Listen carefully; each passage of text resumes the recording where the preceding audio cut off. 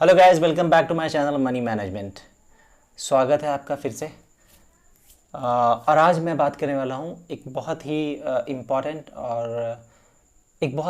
Topic पे। जो लोग कैश मार्केट में ट्रेड करते हैं, फ्यूचर में ऑप्शन की समझ नहीं है और फ्यूचर मार्केट में ट्रेड करना चाहते हैं, उनके लिए कुछ बेसिक चीज़ें हैं। जो करते हैं उनको भी शायद इस चीज़ में थोड़ा अंडरस्टैंडिंग में प्रॉब्लम है, तो बहुत सारे कन्फ्यूज़न रह जाते हैं।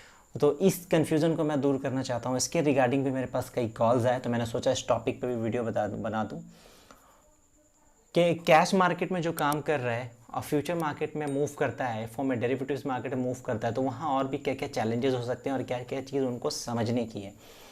वो बेसिक चीज़ें सिर्फ बेसिक में बताऊँगा, ठीक है। सबसे पहला डिफरेंस तो आपको पता होगा या नहीं पता होगा तो मैं बताता हूँ। कैश मार्केट में जहाँ पे आप ट्रेड करते हैं, वहाँ पे आप अपने मुताबिक, आप अपने अंडरस्टैंडिंग के हिसाब से 1 शेयर, 2 शेयर, 5 शेयर, 10 शेयर आप अपने मार्जिन के हिसाब से बाई कर सकते हैं। वहाँ पे ऐसी कोई बाउंडेशन नहीं है कि आपको इतना ही बाई करना है और इतना ही सेल करना है और इतना ही पैसा देना पड़ेगा, ठीक है। वहाँ पे कोई बाउंडेशन नहीं, जितना आपके पास पैसा है आप उतना ख़रीद सकते हैं और जितना आपके पास स्टॉक है उतना बेच सकते हैं। और कैश मार्केट में ये भी मान लीजिए कि आपने 100 शेयर परचेस किया जिसका कॉस्ट 100 रुपीज़ है, तो 100 रुपये का कोई शेयर, अगर 100 शेयर आप खरीदते हैं तो 10,000 रुपये आपको देना पड़ता है बाइंग के लिए, ठीक है। इसी तरह से आप क्वांटिटी बढ़ाते हैं, 5 लाख का कोई स्टॉक बाई करते हैं तो आपको 5 लाख का पूरा मार्जिन ब्रोकर को देना होता है। कैश मार्केट का नॉर्मल ये सिनेरियो होता है। और कैश मार्केट में दो ही चीज़ होती है, या तो बाइंग होती है या तो सेलिंग होती है। तीसरा और कुछ बहुत ऐड ऑन नहीं होता है कि आपकी पोजीशन अगर लॉस में जा रही है तो उसको किसी तरह से बचाया जा सके। दो ही ऑप्शन होता है, या तो आपको रखना है या तो आपको बेचना है, करेक्ट। तो cash market is very simple और उसमें समझने के लिए सिर्फ इतना ही है, ठीक है। लेकिन जहाँ आप डेरिवेटिव्स में मूव करते हैं, फ्यूचर में मूव करते हैं, ऑप्शन में मूव करते हैं, तो वहाँ पे आपको समझने के लिए बहुत सारी चीज़ें जो आपको समझना चाहिए। कई क्लाइंट को लेजर देखने में बहुत कन्फ्यूजन है, कई क्लाइंट को मार्जिन से लेके बहुत इशू है। कैश मार्केट समझ के मैं आपसे फ्यूचर मार्केट डिस्कस करता हूँ। देखिए, जैसे आप फ्यूचर मार्केट में मूव करेंगे तो वहाँ पे आप एंट्री होते ही आपकी मनमानी वहाँ पे ख़त्म हो जाती है। आप 1 शेयर 2 शेयर नहीं खरीद सकते। एक्सचेंज लॉट डिसाइड कर देता है कि आप कोई पर्टिकुलर स्टॉक फ्यूचर वाला बाई करना चाहते हैं, तो जो एक्सचेंज लॉट डिसाइड किया उस लॉट में आपका एग्जीक्यूशन होगा, उसी मल्टीपल में आपका एग्जीक्यूशन होगा। उसमें ऐसा नहीं होगा कि आप फ्यूचर मार्केट में ट्रेड करें तो वहाँ भी आप बोलेंगे कि 5 शेयर में मुझे बाई करना, 100 शेयर बाई करना, ऐसा नहीं है। मान लो कि कोई ICICI बैंक का स्टॉक आपको फ्यूचर में बाई करना है, तो एक्सचेंज उसका डिसाइड कर दिया कि अगर 1001 का लॉट है तो 1001 के मल्टीपल में ही बाई होगा, ठीक है। उसमें 500 शेयर आप नहीं बाई कर पाएंगे। तो ये एक बेसिक डिफरेंस आ गया कि जैसे आप फ्यूचर मार्केट में बाई करेंगे तो बाइंग क्वांटिटी कैसे होगी, पहली चीज़।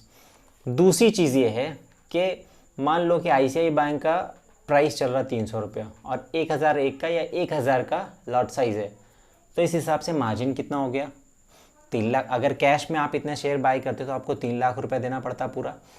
लेकिन यहाँ पे आपको एक रिबेट मिलता है, एक फ़ायदा मिलता है। एक्सचेंज कहता है कि आप 1001 का 1000 का लॉट तो बाई कीजिए, मुझे 12-15%, 20% मार्जिन दे दीजिए और बाई कर सकते हैं, और पोजीशन आप कैरी कर सकते हैं, इंट्राडे में काम कर सकते हैं। तो ये एक बहुत बड़ा फ़ायदा है फ्यूचर में काम करना। आपको मार्जिन का बहुत बेनिफिट होता है आपका। जहाँ पे 3 लाख में आप कैश में 1000 शेयर बाई कर पा रहे हैं, यहाँ पे आप 3 लाख में 2 से 3 लॉट एग्जीक्यूट कर सकते हैं। इतना डिफरेंस हो जाता है। तो ये एक बेसिक डिफरेंस है कि यहाँ पे आपको मार्जिन भी कम देना पड़ रहा है और क्वांटिटी भी ज़्यादा मिल जा रही है, ठीक है। दो चीज़ आपको समझ में आ गया। तीसरा आपको जो सबसे स्पेशल ध्यान रखना है, जैसे आप कैश मार्केट में बाई करेंगे ना तो आपका लेजर डेबिट हो जाता है। आपने 1 लाख का शेयर बाई किया, दूसरे दिन आपका लेजर 1 लाख डेबिट हो जाएगा। लेकिन FO में ऐसा नहीं है, फ्यूचर में ऐसा नहीं है। आप जैसे बाई करेंगे तो उस फ्यूचर का जितना भी मार्जिन है ना, वो मार्जिन आपका लेजर में ब्लॉक हो जाएगा, पर आपको रिफ्लेक्ट नहीं करेगा कि आपने इतना बाई किया तो ये यहाँ पे इंटर रिफ्लेक्ट हो गया। ये हमेशा ध्यान रखने वाली चीज़ है, लोगों को बहुत कन्फ्यूज़न है। जब भी आप फ्यूचर बाई करेंगे तो आपका मार्जिन ब्लॉक होता है, वो एंट्रीज़ वहाँ पे नहीं आती कि आपने इतने का शेयर बाई कर लिया। एंट्रीज़ कौन सी आती है, बाई करने के बाद M2M मार्क टू मार्केट जो जाता है ना, लेट से कि कोई शेयर 100 शेयर में ICICI के 300 में बाई कर लिया, अब 3 बाई किया, 310 पे क्लोजिंग होती है, 1000 का लॉट है तो 10 रुपये का प्रॉफिट आ रहा है, तो 1000 इंटू 10, 10,000 का प्रॉफिट हो गया। तो और आपने पोजीशन स्क्वायर ऑफ नहीं करी, आप पोजीशन कंटिन्यू कैरी कर रहे हैं, तो वो 10,000 आपका लेजर में एंट्री हो जाएगा। और वहाँ पे आपने लेट से कि 1,00,000 रुपये डाल रखा है, तो वहाँ पे आपको लेजर में 1,10,000 दिखेगा, लेकिन यूज़ कितना होगा, सिर्फ 10,000 होगा, क्योंकि 1,00,000 आपने पहले यूटिलाइज कर रखा, वो यहाँ पे ब्लॉक है। Are you getting my point? कि डेबिट नहीं होगा, लेकिन आपका मार्जिन ब्लॉक होगा, आप उसको दूसरी जगह यूटिलाइज नहीं कर सकते हैं। ऐसा ना हो कि आप लेजर देख लिए करें, मेरा तो इतना क्रेडिट पड़ा तो मैं दूसरा एग्जीक्यूशन कर ही सकता हूँ। ये हमेशा क्लाइंटों से कई बार इस बात को लेकर लड़ाई भी हो जाती है, ठीक है। तो ये समझने वाली चीज़ है। जो भी आपका M2M है वही डेबिट क्रेडिट होता है। जहाँ पे मैंने आपको प्रॉफिट का एग्जांपल दिया, वहीं माइनस का मैं एग्जांपल देता हूँ कि आपने 300 पे लिया, स्टॉक 290 रुपये पे क्लोज हो गया, 10 रुपये का नुकसान हो गया।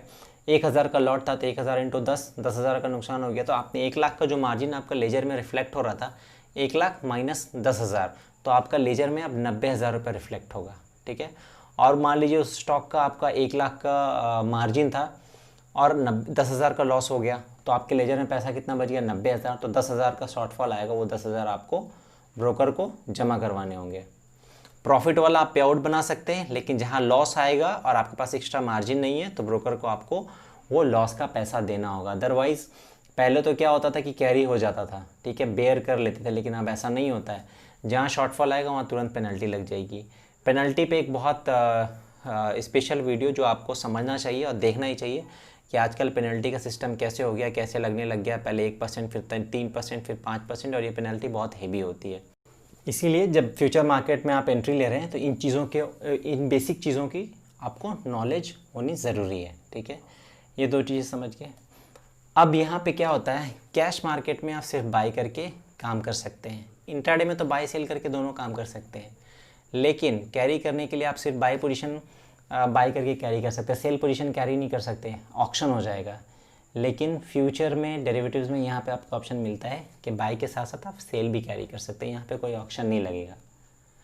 करेक्ट है। तो ये एक बहुत बड़ा बेनिफिट है। किसी स्टॉक में नेगेटिव न्यूज़ है या आप रिजल्ट सेशन में काम कर रहे हैं, आपको लग रहा है उसका रिजल्ट ख़राब आना है, मुझे बेच के जाना है, तो आप कैश में सेल करके नहीं जा सकते, बट यहाँ पे आप सेल करके जा सकते हैं। ओवरनाइट आप सेल करके जा सकते हैं, ठीक है। ये एक बहुत बड़ा आपको बेनिफिट है फ्यूचर में काम करने का। साथ के साथ एक चीज़ और, यहाँ पे आप मान लो सेल करके पोजीशन कैरी कर रहे हो या बाई करके रखा है पोजीशन, तो आप मंथली रोल ओवर कर सकते हो उसको। सेल वाला सेल में रोल ओवर हो सकता है, बाय वाला बाय में रोल ओवर हो सकता है। ये ऑप्शन आपको कैश में नहीं मिलता। बाय कर लिया, लंबे समय तक आप रख सकते हैं, सेल कर दिया तो सेम डे बराबर करना है।